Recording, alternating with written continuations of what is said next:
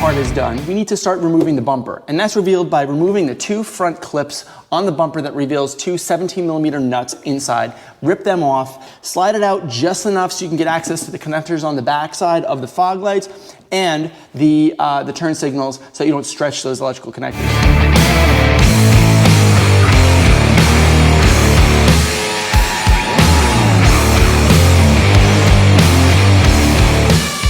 Correction, these 2 nuts here are actually 18mm, not 19 or 17. They are 18mm. And I think that the slider is the only thing that's really holding this on. So if I zip these out, there's one. The bumper kind of moved a little bit there. All right, it looks like there was some makeshift hardware on this slider that people put some screws on there to prevent it from sliding out. And now, you can see it slides out pretty easily.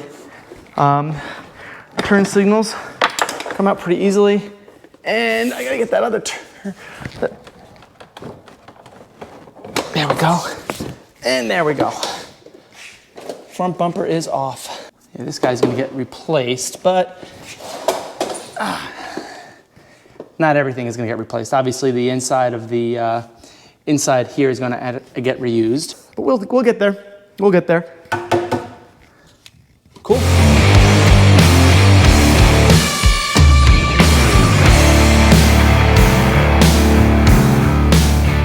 Now at this point, I do want to remove the 2 fenders.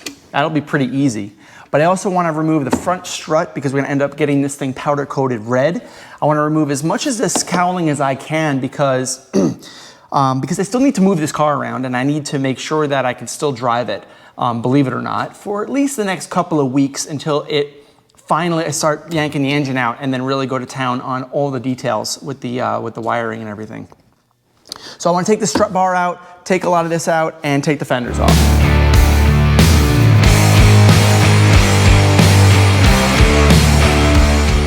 All right, so basically both fenders are ready to be completely removed. The problem is that it ties into the bottom part of the side skirt.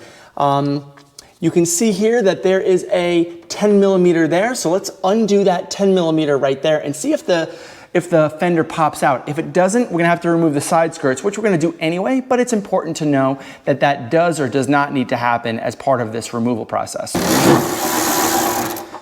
Looks like it went through, so yeah, so what you have here, you have the one bolt there that goes on with that clip into the side skirt, and the other one is actually just a pressure clip. So this actually should come on out now. I can't do it with one hand. Gotta do 2 hands. There we go. Perfect. Oh man, look at these things.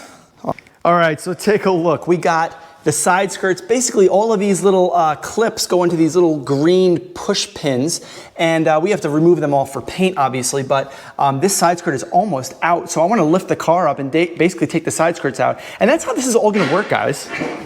That's how this is all going to work, is like once you start removing one thing, it just kind of cascades, and before you know it, an hour and a half go by and you've disassembled 1/3 of the car, which is pretty cool. So right now I want to take those side skirts off and just see how deep this rabbit hole continues to go. Obviously, I have a lot to do in the engine bay, no doubt about that, but as I continue to just remove stuff, you'll see that it'll end up going by a lot quicker. So these are nifty little clips for the side skirts. Very simple little plastic clip that has a little ridge in it, and the ridge goes into the sidewall of the body. And there's a hole here, and there's a hole which is actually a threaded hole in the little rubber piece. When you screw from the backside of the side skirt into this, it basically clamps it together. A lot different than you'd see on like IS side skirts that you'd find normally for the E30. These are cool. IS are a little bit better, in my opinion, but the IS side skirt clips are also a lot more complex with like a little teeth embedded into the clip itself. So this is actually pretty cool. You can see here that there is a little bit of work that needs to happen. There was some bending here.